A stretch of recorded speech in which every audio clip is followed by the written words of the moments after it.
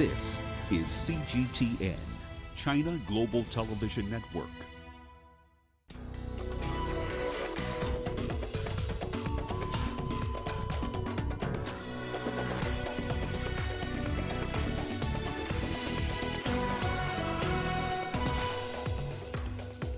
Huge crowds gather in Tehran to mourn Iranian general. Turkey says it will send military experts and advisors to Libya. And Chinese State Councillor and Foreign Minister Wang Yi to begin Africa's five-nation tour in Egypt. Hello and welcome to Africa Live, only on CGTN. I'm Karen Roberts, live in Nairobi. Uche Okoronkwo joins me now with all your business news. Thank you, Karen. And here's a look at what's coming up on Africa Live Biz. Hundreds of Liberian protesters demand action to stem economic freefall. And Kenya now explores cheaper options to finance its mounting commercial loans. Of course, all that coming up within the program. For now, back to you, Karen. Thank you very much, Uche. We begin in Iran, where huge crowds have gathered in the capital Tehran to pay their respects to military commander Qasem Soleimani. Thousands of people attended a special prayer ceremony at the University of Tehran earlier on Monday, including the country's supreme leader Ayatollah Ali Khamenei and President Hassan Rouhani. Soleimani's body will be buried in his hometown of Kerman on Tuesday. He was killed by a targeted American airstrike attack in Baghdad on Friday, further stoking tensions between Tehran and Washington. This is how Iran's supreme leader honors the country's top military commander, a man he once described as a living martyr of the revolution. The whole country is grieving. The daughter of the prominent general, who was killed by a U.S. airstrike on Friday, warned of a dark day coming for America. Families of the American soldiers in Western Asia have witnessed America's humiliation in Syria, Iraq, Lebanon, Afghanistan, Yemen, and Palestine wars, and will spend their days waiting for the death of their children. Other top Iranian military officials have vowed revenge. The only thing that can compensate for his blood is the complete removal of America from the region and taking away their evil from the oppressed people of the region. Soleimani's assassination also puts the 2015 Iran nuclear deal in danger. On Sunday, Iran announced it would take the final step in reducing its commitments under the agreement, saying it would enrich uranium without restrictions. U.S. President Donald Trump's order to eliminate Soleimani not only infuriated Iran, but also its neighbor Iraq. Iraq's parliament called for the expulsion of foreign troops from Iraqi soil. The government should end the presence of any foreign forces and prevent them from using the lands, water, and sky of Iraq. On the American side, the rhetoric is defiant as well. Right after the Iraqi parliament cast the vote, President Trump threatened sanctions against Baghdad, warning that the sanctions will be as hard as those slapped on Iran. Trump also threatens to bomb Iran's cultural sites, an action that experts consider tantamount to a war crime. As the world ushers in a new decade, the U.S. assassination of a prominent figure in Iran's government opens a new chapter of spiraling tensions in the Middle East. Meanwhile, in a bid to de-escalate tensions in the Middle East, the UK, France and Germany have called on Iran to abide by its commitments to the 2015 nuclear deal. In a joint statement signed on Sunday by British Prime Minister Boris Johnson, French President Emmanuel Macron and German Chancellor Angela Merkel, the leaders said Iran should reverse its decision to go against its commitments to the deal and exercise restraint. It also called on Iraq to provide coalition forces in the country with the necessary support. NATO ambassadors are meeting at their Brussels headquarters on Monday to address the situation in the region. China has criticized Washington's strategy on Iran, blaming America's withdrawal from the 2015 international nuclear deal for escalating tension between the two countries. The Foreign Ministry has also urged all parties to exercise restraint to ensure peace and stability. We believe that although Iran has been forced to reduce its liability to the nuclear deal due to external factors, it is still showing restraint and has clearly expressed its political will to comprehensively implement the deal.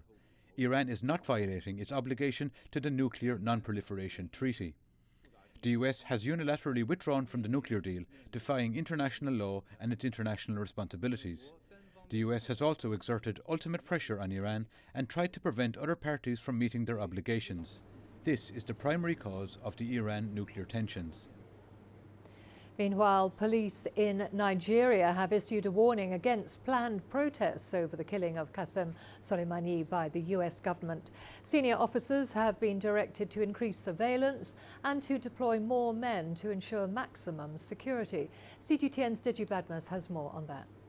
The police issued a directive after sporadic protests erupted in some parts of the north of the country, condemning the killing of the Iranian general. The police authorities say it has intelligence reports some local groups sympathetic to Iran are planning to embark on massive public disturbances and sabotage, stopping short of mentioning any name. Now, Shiite groups like the Islamic Movement of Nigeria, IMNN, which the Nigerian government banned sometime last year, is known to enjoy the support of Iran. The leader of the group, Ibrahim El-Zakzaki, has since been in government custody despite a series of protests by the group demanding his release. It's not known if the outlawed group now had planned any protest over the killing of General Soleimani, but it clearly appears the government does not want to take chances on it, and that is why the police authority issued that directive. For now, things are calm. The police say its men are on red alert across the country and that any protest would be decisively dealt with. Deji Badmos, CGTN, Lagos, Nigeria. To other news now. Turkish President Recep Tayyip Erdogan says troops have begun moving into Libya after the parliament in Ankara approved the move last week. The Turkish government has given no details about the scale of the military deployment. Erdogan is adamant that their mission is to ensure stability in the North African country.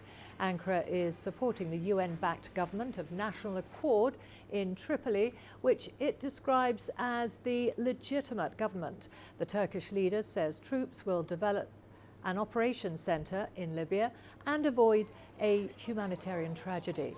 The Libyan government, led by Fayez al-Sarraj, has been fighting an insurgency by rebel forces under General Khalifa Haftar. The UN Security Council is expected to meet behind closed doors on Monday to discuss the situation in Libya.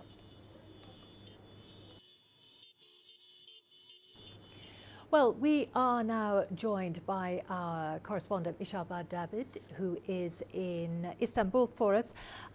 Michal, Ankara has started moving military units to Libya. What are the details of the deployment and what else is Turkey providing?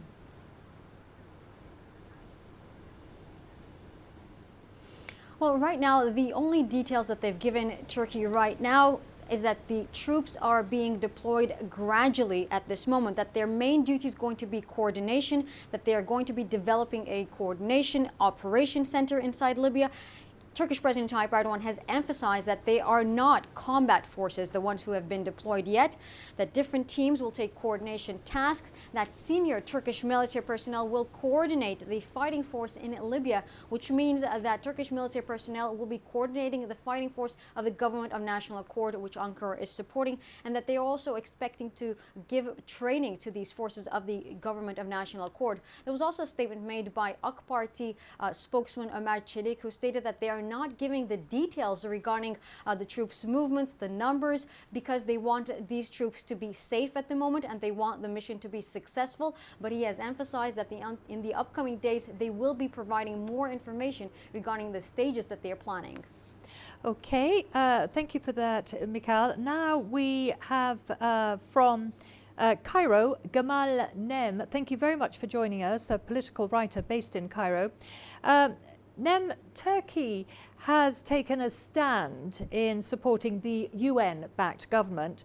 Why would you say are some countries opposed to Turkey's move, and what do you think could be the solution to the conflict?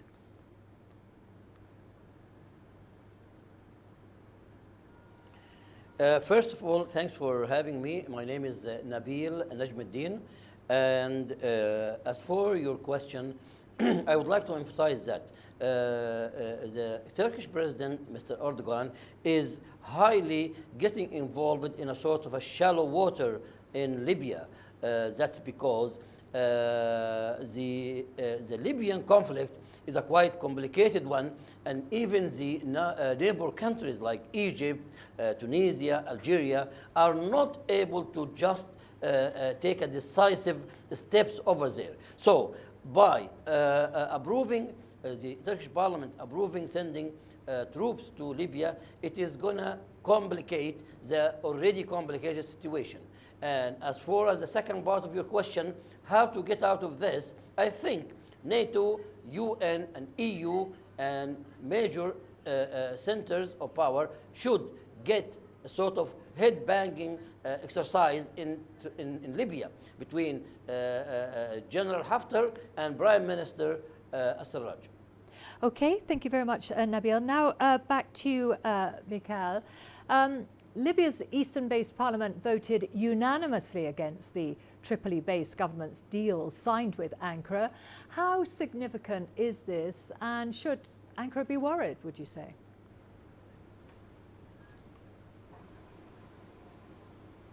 Well, honestly, I think that for Ankara right now, it's not very relevant what the other party, the opposing parties say or what kind of decisions they make. For Turkey, the sole legitimate power is the government of national accord, and they are only taking into consideration their decisions and they are backing them full force.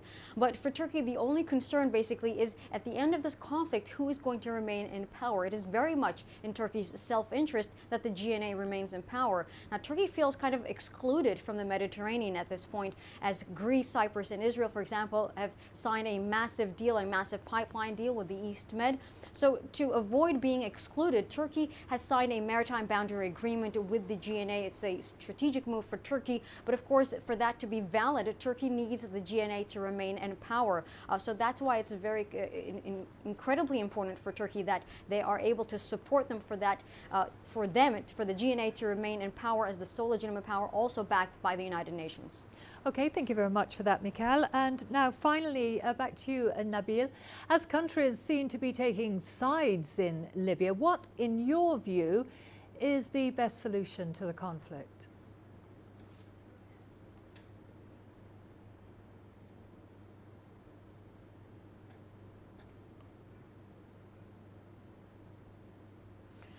First of all, I would like to emphasize that Libya is an Arab country, is a member of the Arab League. The Arab League had a meeting 2 days ago, and they came out with some sort of clear directives, like, you know, they respect the unity of Libya and they oppose firmly the external interference in the Libyan affairs, and they support the political option in Libya. I believe very much NATO has a big deal of responsibility when they have destroyed the state of Colonel Gaddafi, 2011. Now, I believe very much that using that sort of force is quite important to, first of all, disarm the militias in Libya. Second is to implement a Sukhayrat agreement, which this GNA government came out of it. Mr. Sarraj has got no legal mandate to sign such a treaty with Turkey because he needs the approval of the parliament. He has got no approval from the parliament, so his two agreements with Ankara are illegal. So now we need an international intervention in Libya and to take consideration of the national interest of the neighboring countries. By the way, Wednesday, which is after tomorrow, Cairo is going to host a ministerial meeting of the foreign ministers of Egypt, Greece, France, Italy, and Cyprus. They're going to discuss the escalating situation in Libya, and they're going to discuss the stability in the Eastern Mediterranean. So the Libyan crisis is getting more complicated by such Turkish interference. Okay, thank you very much for your analysis. That was Nabil Nem there, a political writer based in Cairo. And earlier, of course, we spoke to our correspondent Mikhail Badavid in Istanbul. Following the death of at least 30 people in an attack on a military academy in the Libyan capital, Tripoli, Tunisia has tightened up its security along the border. The deteriorating security situation in Libya is viewed by Tunisia as a constant threat to the North African country's stability. From Tunis, here's Adnan Chouachi. President Qais Said has visited several army bases, the National Guard headquarters and the anti-terrorism units in Tunis and in border regions south of the country. The deployment of the army and the security forces as well as the special units aims to block the entry of armed militants or terrorists from Libya into Tunisia. It's a matter of national security. We are aware of this permanent threat. Members of the Commission of Security and Defense, as well as the Commission of the Armed Forces at Parliament, have approved the security strategy of the presidency and the caretaker government. The war in Libya threatens the security in Tunisia and the whole region. It will escalate with foreign military intervention. Then we'll not be able to manage the consequences. Experts in Libyan affairs assert that border regions will no longer be safe if the confrontation between Libyan factions continues, only miles away from the Tunisian territory. Tunisia's sovereignty and territorial integrity are at stake. Over the past 8 years, border regions have suffered from the Libyan crisis. The Tunisian army is ready to react to any threat, but no one can expect the repercussions of the war in the coming weeks. Analysts maintain that Tunisia must work for a peaceful solution to the Libyan crisis, while insisting on the ceasefire to ward off any idea of foreign intervention. The confrontation between Libyan armed factions has put all Tunisian army and security units on alert. The customs services near the border crossings of Ras el-Jdir and Hiba are very active in this period, with the increasing flow of Libyans who are fleeing the war near Tripoli. Adnan Chouachi, CGTN, Tunis. Over 300 refugees are living in Rwanda after being evacuated from detention centres in Libya. The UNHCR says the North African country still holds 5,000 African migrants in the overcrowded centres where they face abuse. We met one refugee who is now safe in Rwanda due to the intervention of the Kigali government, the UN and African Union. CGTN's Tuli Shabalala tells us more. Mohammed Dawood is a refugee from Sudan's Darfur region. He has not spoken to his mother in the last 2 years. He left Darfur and traveled to Libya in the hopes of crossing the Mediterranean to Europe.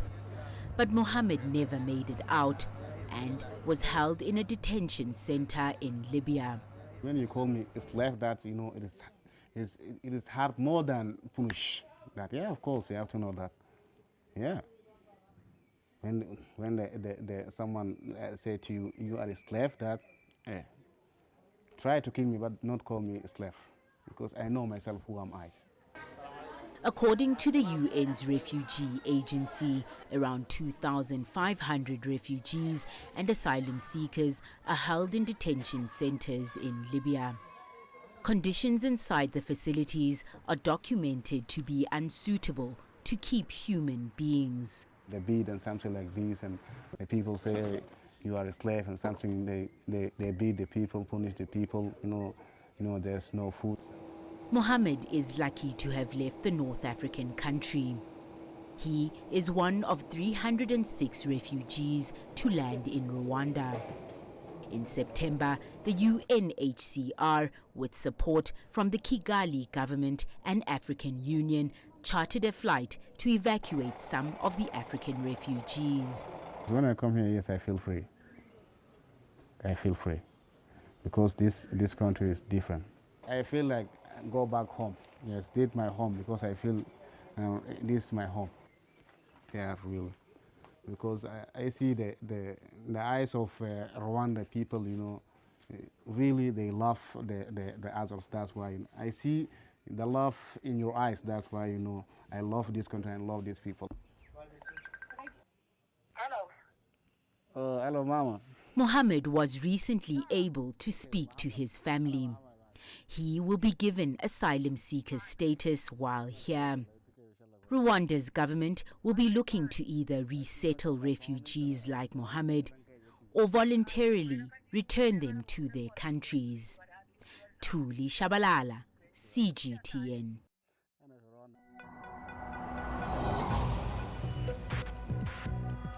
Each day, there are millions of stories. Each one can open new perspectives, new possibilities. Wherever you look, we are there.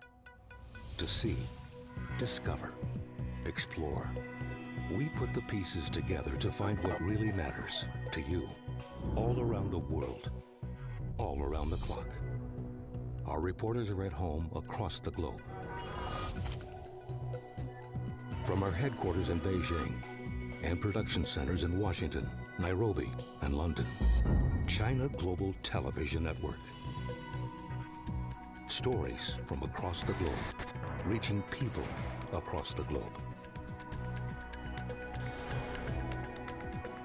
CGTN. See the difference.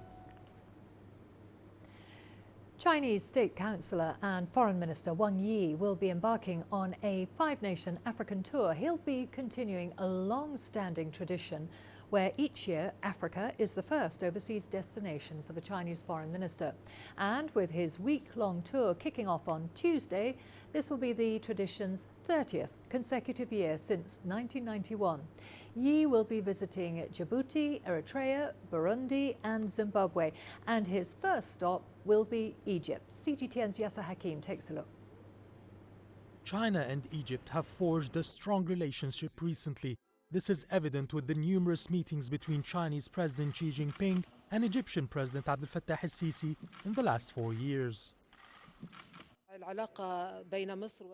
The relationship between them has reached the level of strategic partnership. Egyptian President Abdel Fattah el-Sisi visited China 6 times. This is a large number of visits to a foreign country. There are always efforts to develop and improve bilateral ties in all domains.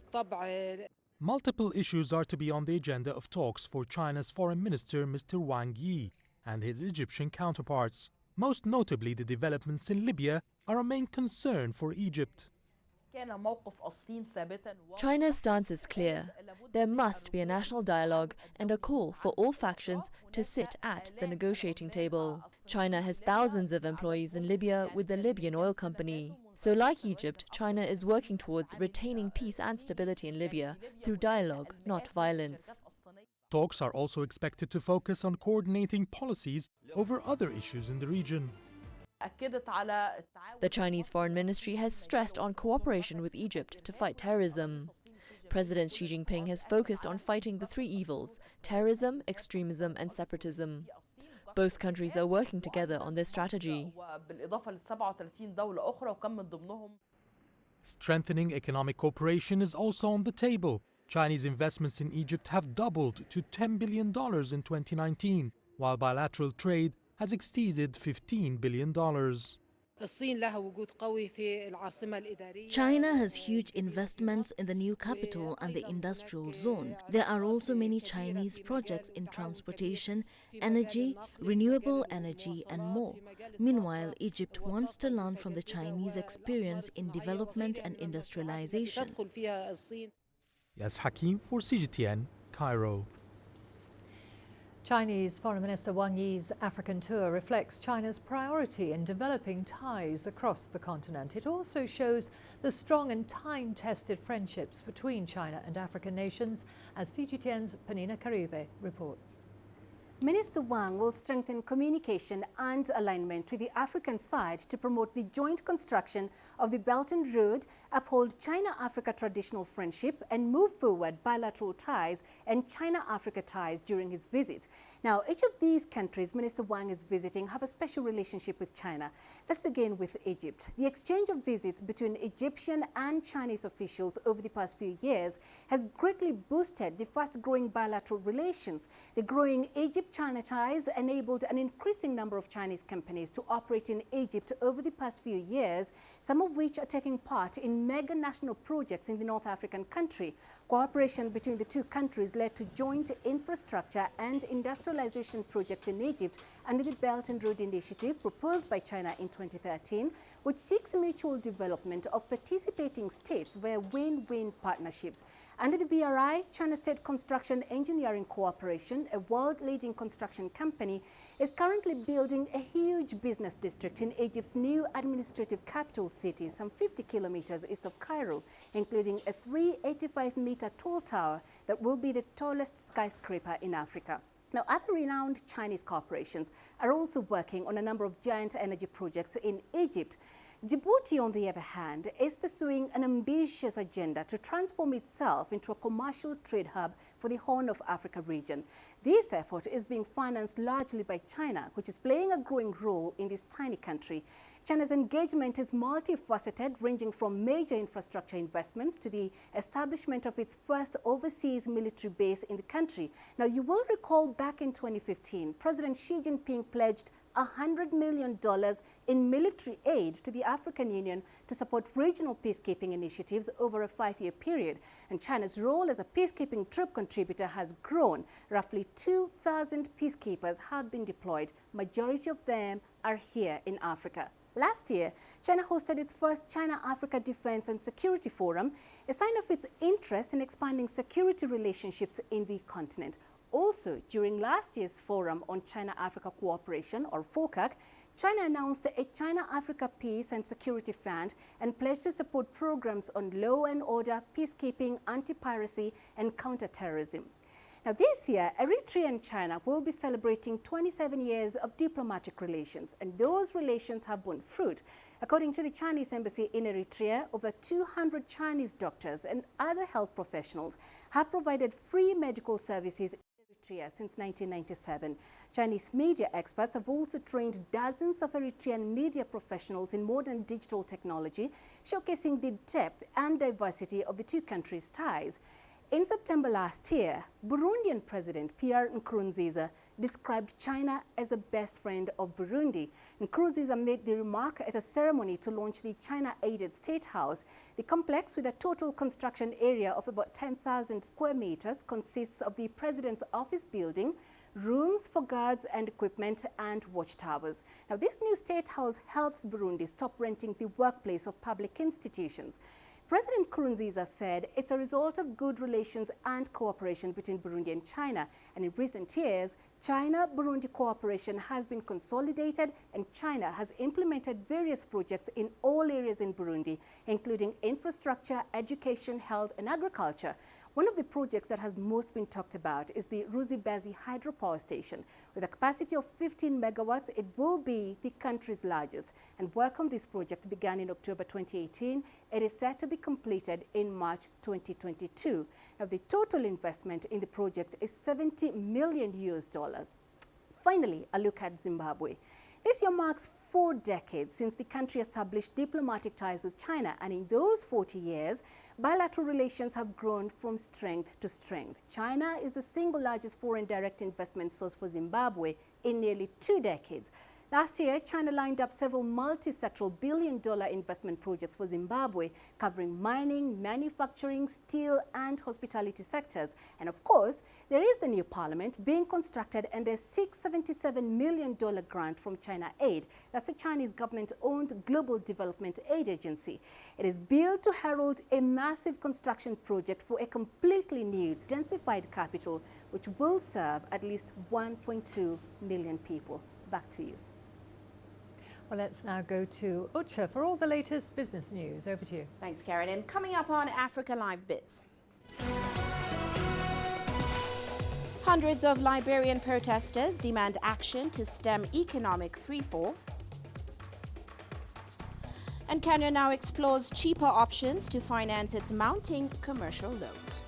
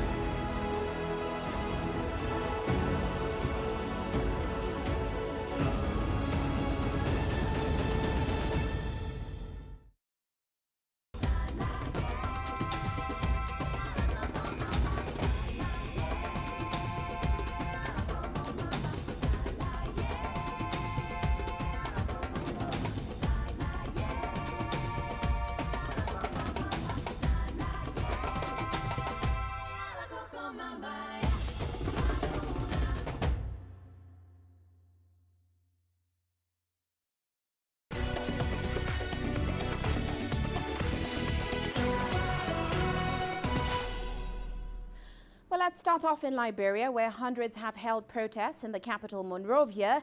They are demanding that President George Weah take decisive action to improve the economy.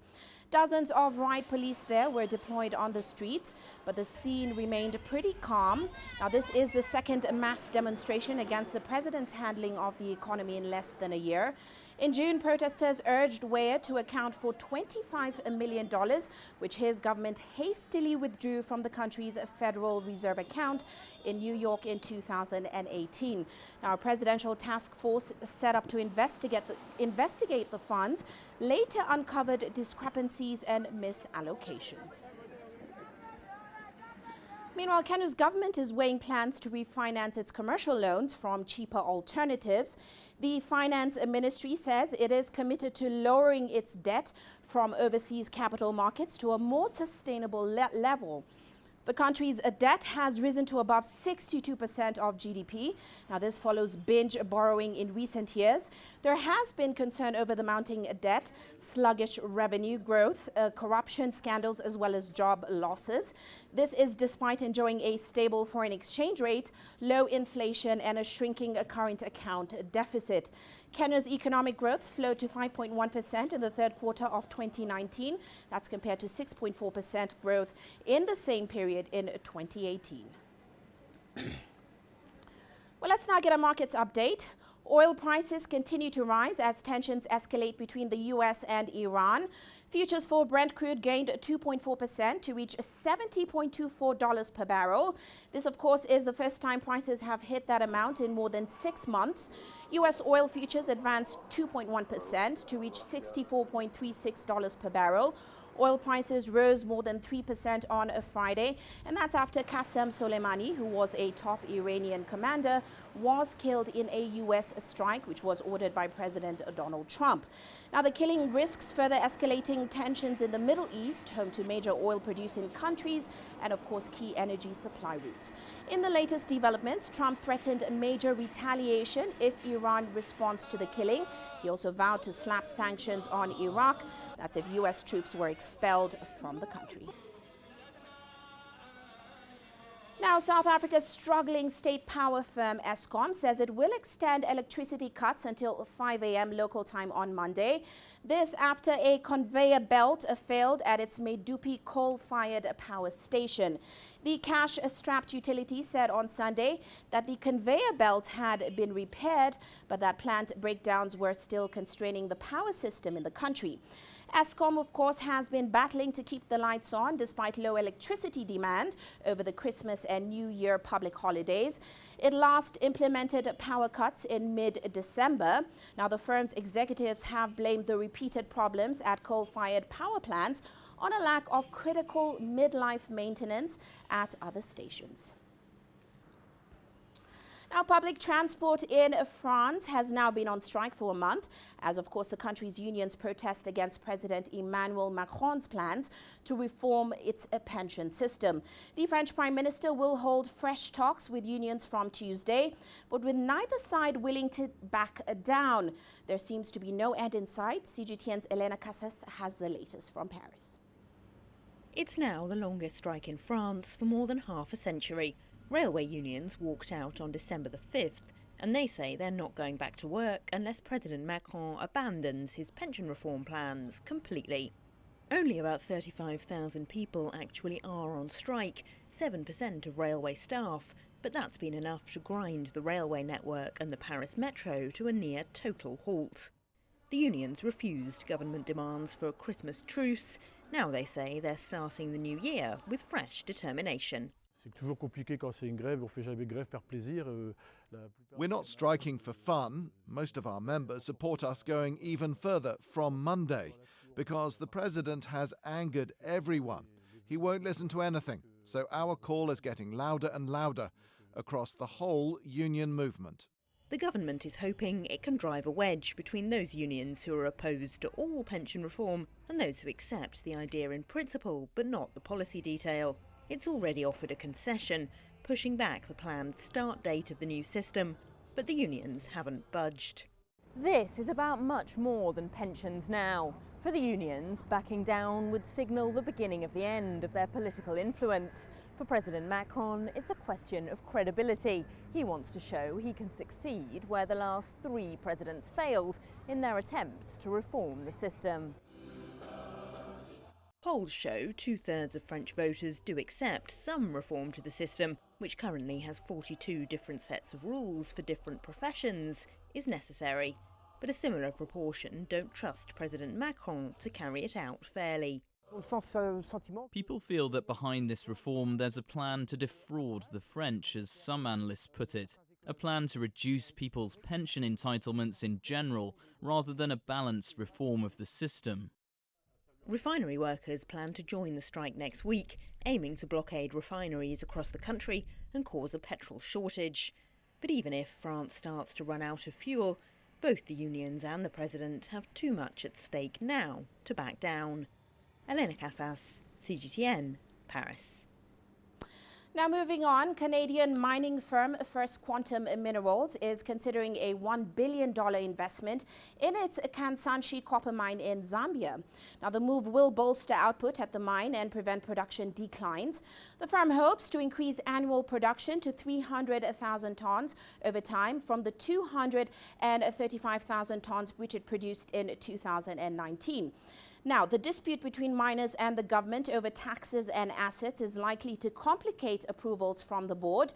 Analysts are arguing that the project will win approval if there are significant changes to Zambia's tax regime. And to Ethiopia now, the country has launched an electronic tax collection platform in order to enhance efficiency in its trade and logistics sector. Now, the electronic single window service has been designed to speed up the customs process for importers and exporters. It will reduce the paperwork process to about 15 days from the current 44 days. The platform is expected to gradually cut the 15 days process to 3 working days. The government has also opened up logistics-related businesses to foreign companies and investors. The move is aimed at improving the ease of doing business ranking. Ethiopia is currently ranked at 159th out of about 190 countries on the World Bank Index. Well, that's all for now on Africa Live Biz, but ahead on Global Business Africa, crude prices top $70 per barrel as US-Iran tensions escalate. We'll bring you more on that top of the hour. For now, back to you, Karen. Thank you very much, Ucha. Well, we are now going to a short break. Don't go away. Lots more to come, including... We look at how an NGO in Tanzania is training giant rats to detect and clear landmines.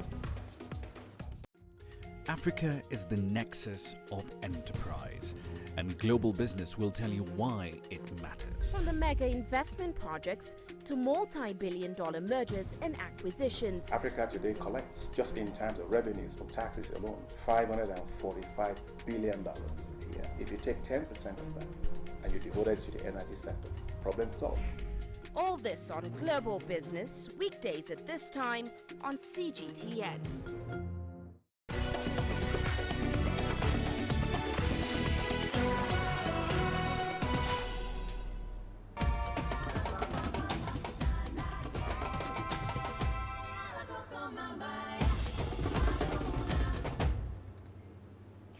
Landmines are indiscriminate and can remain dangerous many years after the end of a conflict.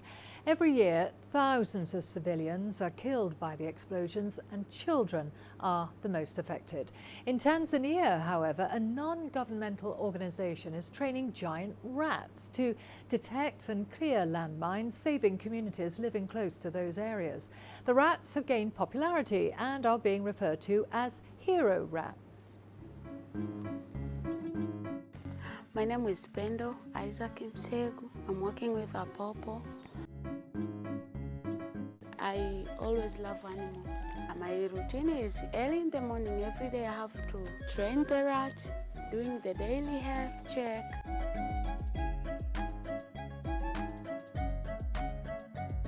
They have very strong capacity of smelling. It's easy to handle them. 9 months, they'll be in advanced level, be ready to be deployed.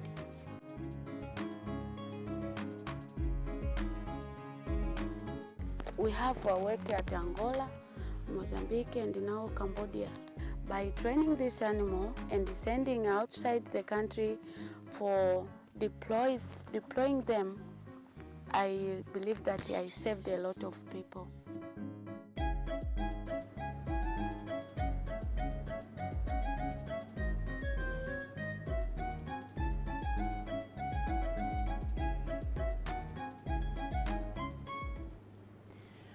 A child prodigy in Nigeria is taking the country by storm with her exceptional skills in playing the saxophone.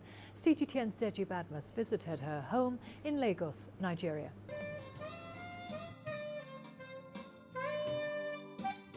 At just 10, Temilayo Abodunrin is making headlines in Nigeria, not because of her academic awards, of course she has a number of that, but because of her talent in playing the saxophone.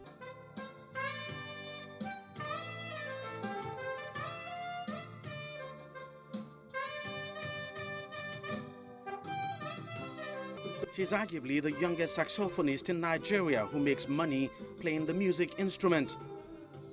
Her parents discovered early enough that she has an ear for music, and they began to nurture her talent. I started playing instruments generally at the age 4. So when I was 6, I performed at a place, well, I started the keyboard actually, because anytime I play a sound, I'm able to repeat the same sound. So my parents saw that I liked the keyboard a lot. So when they got it for me, a mini keyboard, they now got me a teacher and they saw that I was catching up with it. So I started learning the keyboard before I moved to the saxophone. The child prodigy has been called the Candidolfo of Nigeria after the famous Dutch saxophonist. She skillfully plays the alto saxophone and several other instruments, including the keyboard, recorder, flute, guitar, and drums. And at just 10, she's been invited to several shows around Nigeria, playing alongside top-rated artists in the country. Seeing her perform on the same stage with other big artists that even myself look up to them, you know, like, I don't think I'll meet them one-on-one, you know, but eventually because of her, we'll get to talk, we'll relate, they appreciate her, you know, support what she does, and you know, encourage her. You know, that is one of the most vital part of the music thing that I've really learned. On managing her musical career in school, Temi says her parents helped plan her day to ensure a balance between both worlds. Mostly on weekend, Mondays to Fridays or Mondays to Wednesdays, I focus more on my school, but like maybe in the evening, I practice then before I go to bed, yeah. And if I'm mostly from like Thursdays to Sundays, I do more of my saxophone, but I still read most times. It's easy to predict a career path for Temi as being a full-time saxophonist, but she's open-minded about her future. Yes, I like to take it as a career and something I'll continue doing. But who knows whether I want to continue doing other things, because I also like drawing. Well, I've not really had time to focus on drawing or how to learn how to draw. And if I'm a saxophonist, I'm also an artist. And if I'm a drawer, I also draw. I'm also an artist. So who knows, in the future I can be any of them, as long as I'm an artist. The sound of Timmy's saxophone drops jaws everywhere she plays, and show organizers cannot but appreciate her with cash gifts. The money she gets from her shows go into a trust for her education to secure her future as an educated and multi-talented artist. Deji Badmos, CGTN, Lagos, Nigeria. In South Africa, the city of Cape Town has put on its traditional New Year's Cape minstrel show. The event marks the day Cape Town slaves would celebrate the new year, a day or two after their masters. The annual street parade is said to be one of the biggest street festivals in Africa. CGTN's Rennie Delcam has more. It's known as Tweede Nuwe Jaar, or the Second New Year. A day or two after New Year's Day, when the slaves in Cape Town, who had to serve their masters on the 1st of January, finally got a day off to celebrate the new year themselves.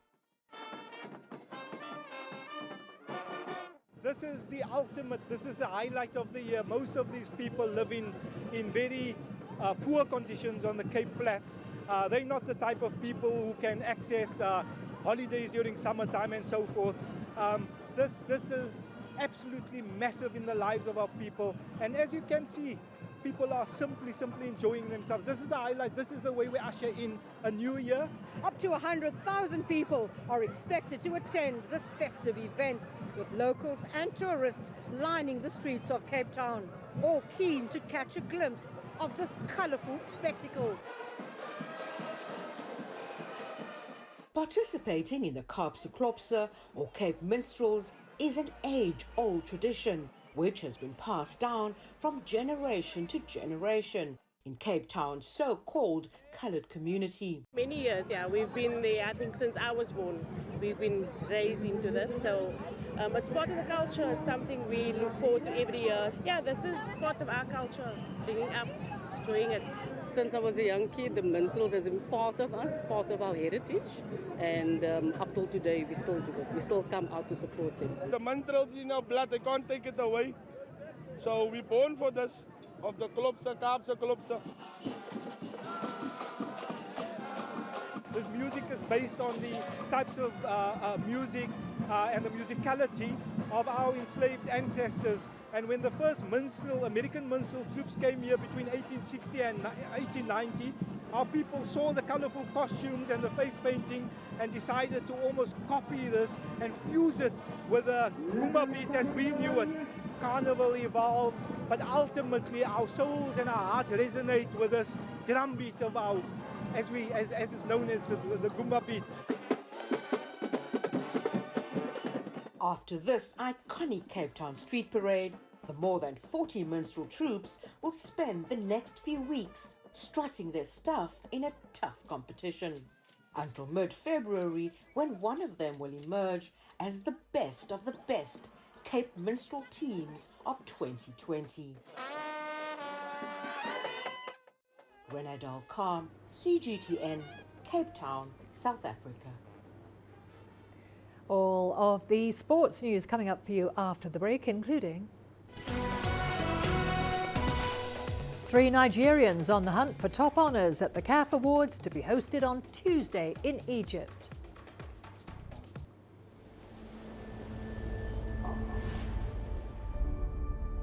How would you create your legend?